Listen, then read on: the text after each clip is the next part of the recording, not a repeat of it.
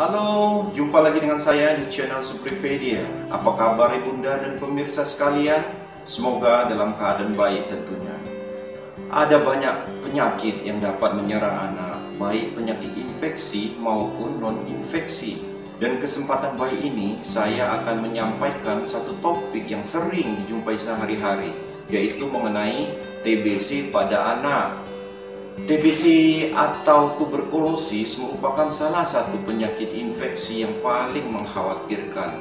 Karena selain jumlah penderita TBC anak ini cukup banyak, ia dapat mencapai setengah dari keseluruhan jumlah penderita TBC di Indonesia.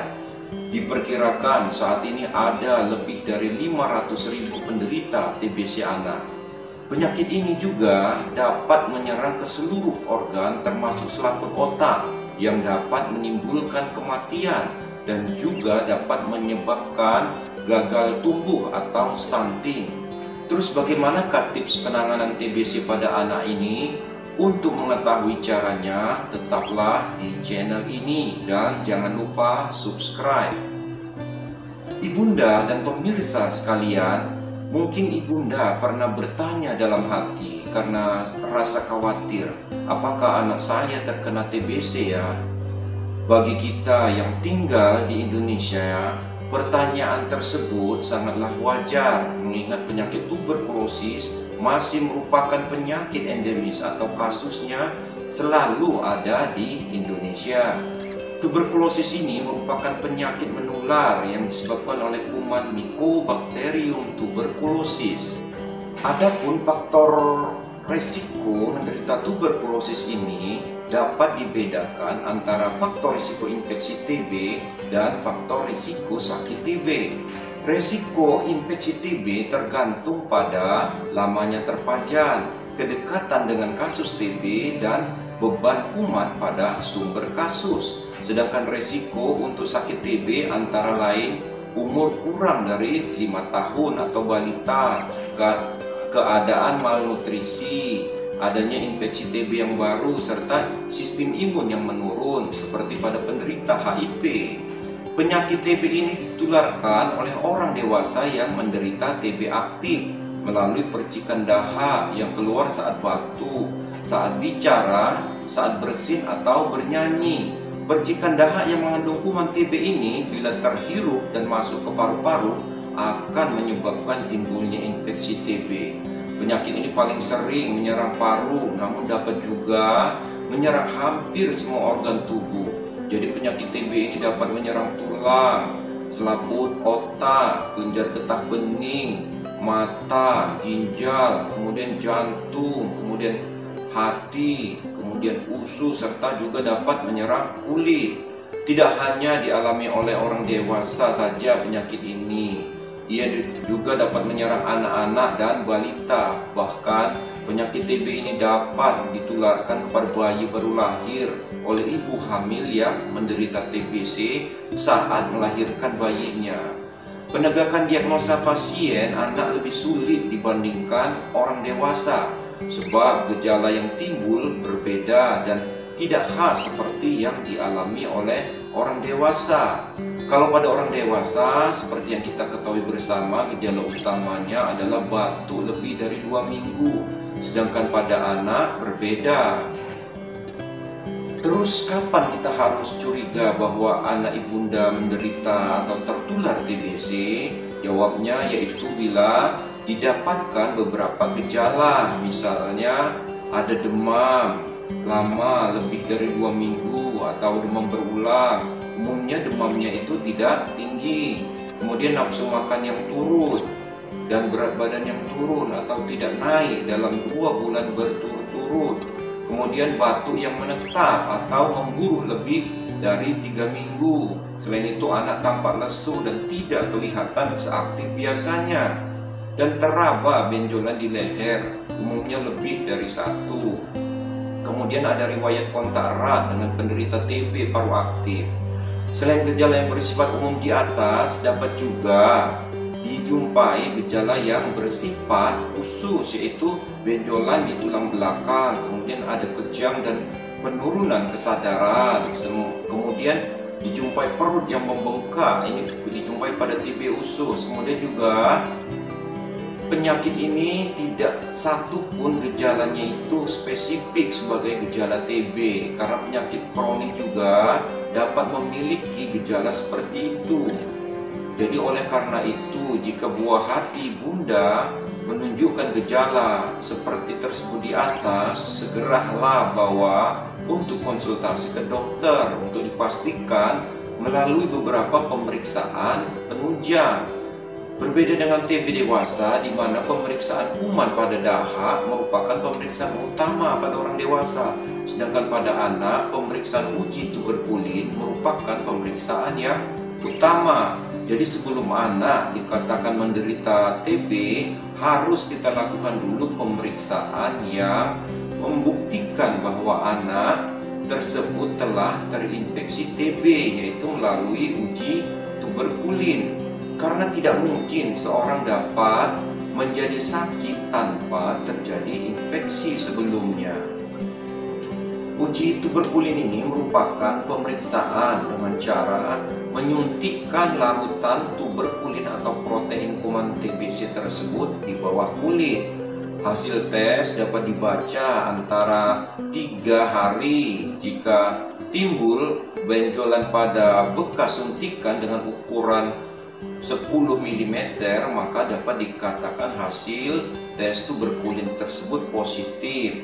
Kemudian pemeriksaan lain yang dapat membantu diagnosa TBC adalah pemeriksaan ronsen dada. Pemeriksaan ini dapat memperkuat dugaan ke arah tuberkulosis, tetapi tidak dapat dipakai sebagai satu-satunya pemeriksaan untuk menentukan diagnosis tuberkulosis. Hal lain yang perlu diperhatikan adalah bila di rumah ada seorang penderita TB dewasa. Selain mengobatinya, kita juga harus memeriksa anak-anak yang tinggal satu rumah dengannya, karena anak merupakan kelompok umur yang rentan, terutama jika di bawah 5 tahun. Sebaliknya, jika didapatkan seorang anak menderita TB, kita harus mencari sumber penularan di sekitarnya. Sumber penularan TB harus dicurigai pada orang dewasa. Ibunda dan pemirsa sekalian, penyakit TB ini dapat disembuhkan, namun memang membutuhkan waktu yang cukup lama.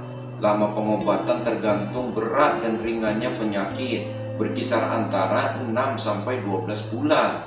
Agar penyakit dapat sembuh secara tuntas, anak harus minum obat secara teratur setiap hari. Obat sebaiknya diminum saat perut kosong agar penyerapan obat baik. Kemudian diberikan jeda kurang lebih 1 jam setelah minum obat bila hendak makan.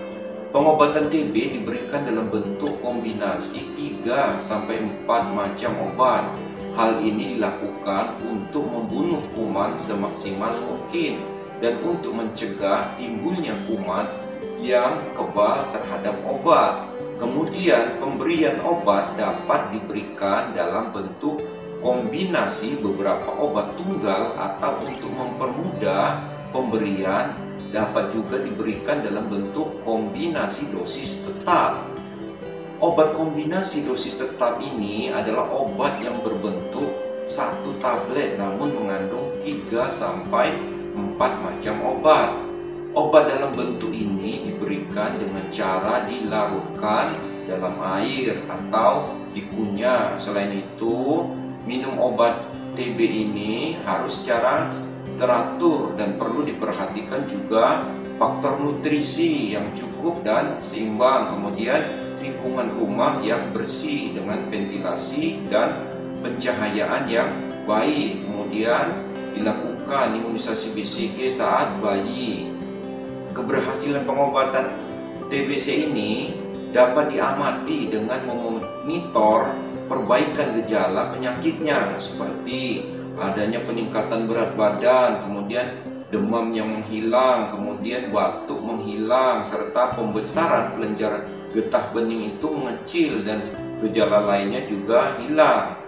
Umumnya perbaikan nyata dapat terjadi pada 2 bulan pertama pengobatan. Bila respon pengobatan baik, maka kita akan semakin yakin bahwa anak tersebut benar menderita TB.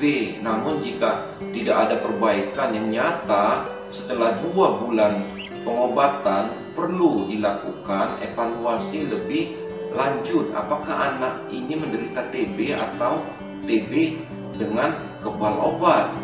Dalam evaluasi respon terapi, bila saat awal pengobatan tes tuberkulin positif, maka pada akhir pengobatan tidak perlu diulangi kembali. Sedangkan ronsen dada ulangan tidak selalu dikerjakan, tergantung indikasi. Misalnya kasus dengan kelainan paru yang cukup luas sebelumnya.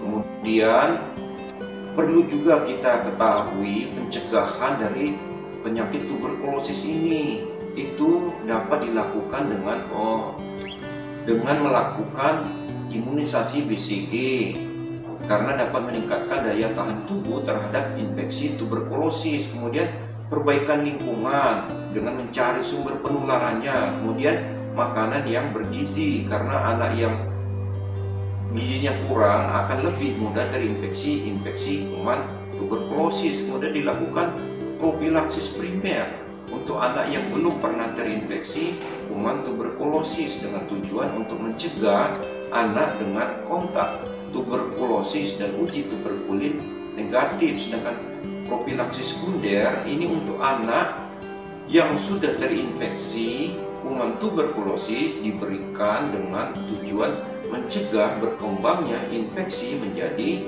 penyakit. Dengan memperhatikan berbagai gejala yang mungkin timbul dan faktor-faktor yang penting yang berperan dalam penularan TB, diharapkan sebagai orang tua dapat mendeteksi dini kemungkinan anaknya sakit TB dan segera membawanya untuk konsultasi ke dokter. Jadi demikianlah tips mengenai pengobatan dan pencegahan infeksi tuberkulosis pada anak.